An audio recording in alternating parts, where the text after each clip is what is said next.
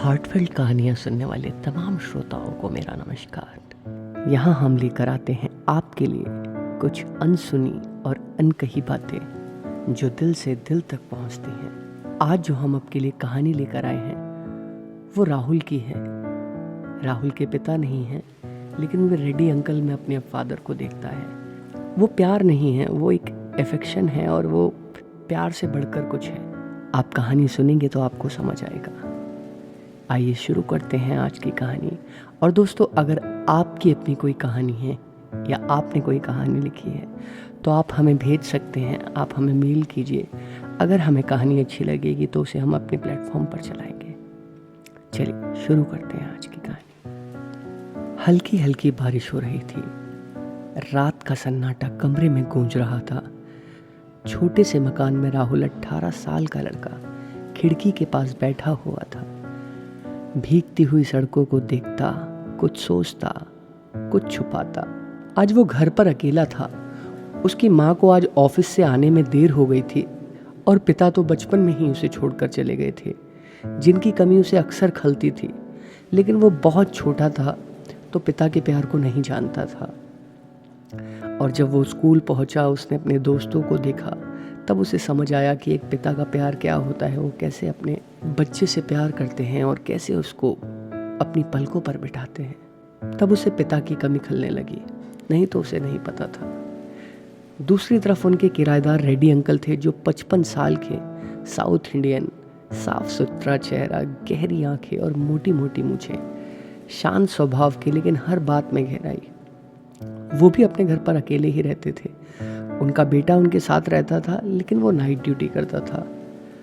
राहुल को उनमें कुछ आकर्षण दिखता था और वह उनमें अपने पिता को देखता था, लेकिन वो बहुत कम ही बात करते थे। शायद वो बात करते और बहुत कम बोलते थे। लेकिन हाँ, कभी भी राहुल को देख लेते, राहुल उधर से गुजरता तो राहुल को देख के मुस्कुराते थे। राहुल का हर बार मन करता था कि उनसे बात करे, उनके पास बैठे, लेकिन वो कभी बातचीत शुरू नहीं कर पाता था और सीधा घर आ जाता था।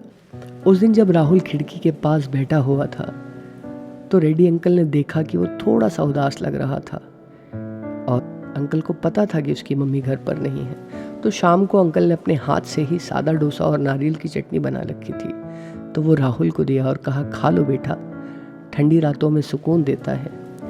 उनकी आवाज़ में उसे अपनापन लगा। शायद लंबे समय से राहुल ने ऐसा कुछ सुना नहीं था।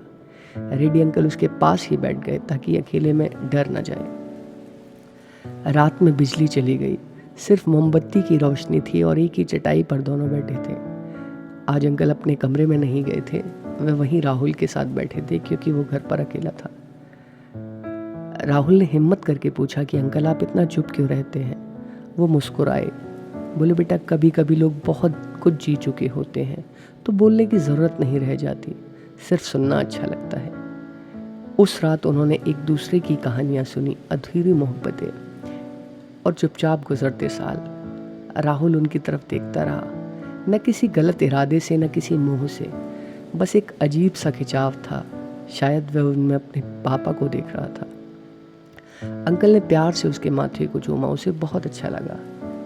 उसे कभी ऐसा महसूस नहीं हुआ था, क्योंकि जब उसके फादर गए वो बहुत छोटा था। रात के आखिर पहर में दोनों चुप थे।